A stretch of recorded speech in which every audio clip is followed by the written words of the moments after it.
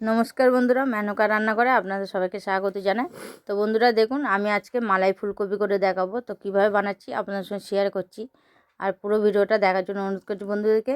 ভালো লাগলে একটা লাইক কমেন্ট সাবস্ক্রাইব করে পাশে থাকবেন বন্ধুরা। তো চলুন রেসিপিটা কিভাবে বানাচ্ছি আপনাদের সঙ্গে দেখাচ্ছি।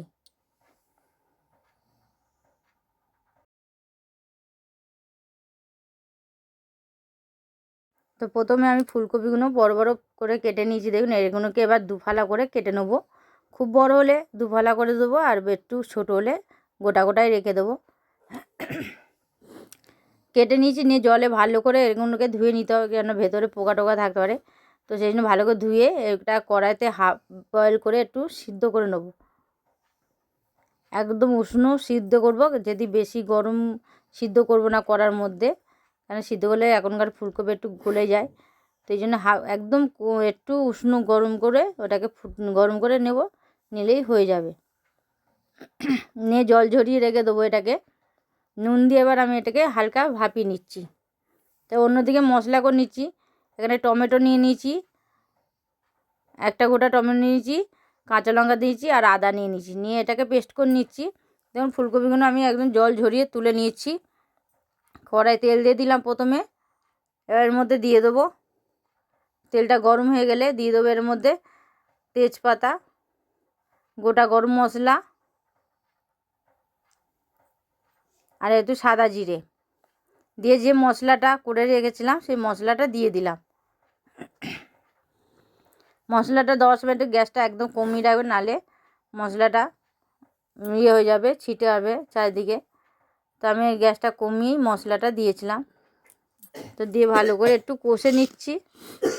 কম আঁচে এটাকে কষবেন, জালে টেস্টটা ভালো হবে আর খেতেও খুব দারুণ লাগবে। আর কম মশলায় এটা হয়ে যাবে। তো এখানে আমি পোস্ত নিয়ে নিচ্ছি, 2-3 চামচ মতন পোস্ত নিয়ে নিচ্ছি। আর এখানে নারকেল দিয়ে দিলাম। দিয়ে একসঙ্গে ভালো করে জল দিয়ে এটা পেস্ট করে নেবো।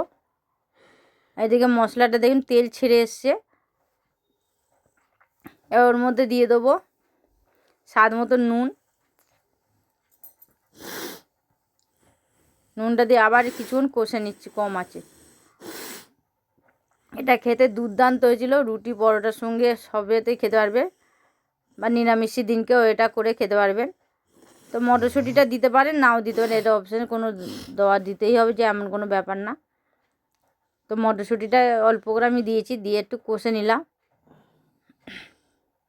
আর এখনকার মটরশুঁটি শীতকালে খুব ভালো হয়। আর এই গরম মশলা, এই মশলাটা হচ্ছে বাড়িতে তৈরি করা। এটা হচ্ছে এর মধ্যে জিরে, ধনে, গরম মশলা, দালচিনি, এলাচ সবই রয়েছে এর মধ্যে।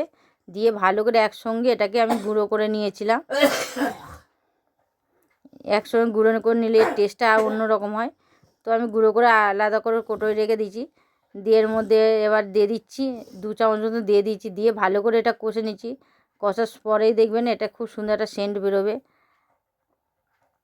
তো এবার ওর মধ্যে দিয়ে দেবো বেটে রাখা নারকেলটা, যে নারকেল আর পোস্তটা বেটে রেখেছিলাম, ওটা দিয়ে আবার কিছুক্ষণ কষে নেবো। এখানে আমি ব্রাউন সুগার দিয়ে দিলাম চিনির বদলে। দিয়ে এটাকে ভালো করে কষে নিচ্ছি।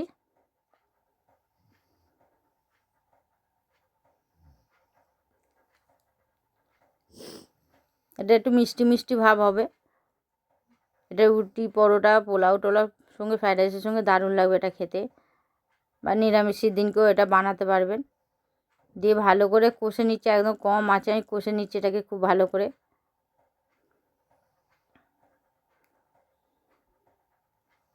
কষা হয়ে এসছে, দেন তেল হালকা হালকা বেরিয়েছে, কষা হয়ে গেছে। এবার এর মধ্যে দিয়ে দেবো, দেখুন কেমনভাবে কষেছি।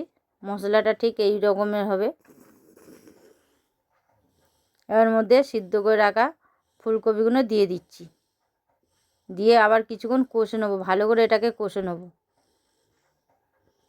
হালকা করে একটু নাড়াচাড়া করতে হবে, নাহলে ফুলকপিগুলো ভেঙে যাবে বা গলে যাবে। এখনকার ফুলকপি একটু নরম, বেশি গরম সিদ্ধ করতে হয় না বেশিক্ষণ।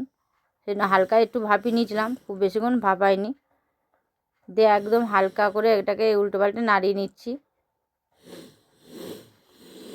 মশলার সঙ্গে কষে নিচ্ছি।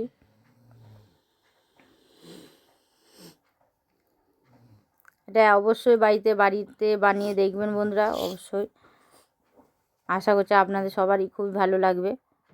তো কষা হয়ে এসছে, এবার আমি ওর মধ্যে জল দিয়ে দেবো। মিক্সির বাটিটা ধুয়ে ওতে জলটা দিয়ে দিচ্ছি।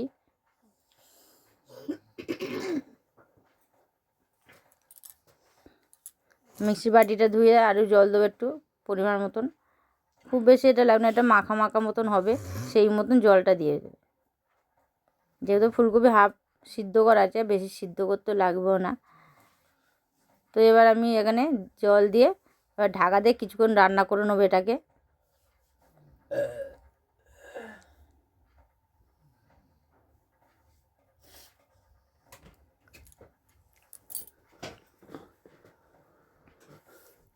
এবার হয়ে গেছে, এবার ঢাকা দিয়ে দিচ্ছি। ঢাকা দিয়ে কিছুক্ষণ রান্না করে নিচ্ছি। দেখুন ঢাকনা খুলে দিয়েছি, এবার দেখাচ্ছি। দেখুন জলটা একদমই একটু কমিয়ে দিতে হবে। নুন মিষ্টিটা একটু দেখে নেবেন নামানোর আগে। আমি কটা কাঁচা লঙ্কা দিয়ে দিলাম, এতে গন্ধটা খুব ভালো হবে কাঁচা লঙ্কা। দারু কিছুক্ষণ রান্না করে এবার এটাকে নামিয়ে নিয়েছি। তো কেমন হলো বন্ধুরা, কমেন্টে অবশ্যই জানিয়ে দেবেন। একটা লাইক করে দেবেন, অনেক অনেক শেয়ার করে দেবেন, যাতে নতুন নতুন রেসিপি আরও আপনাদের সঙ্গে শেয়ার করতে পারি। তো এখন মতন আবার এলাম নতুন ভিডিও নিয়ে, আবার ফিরে আসবো। নমস্কার।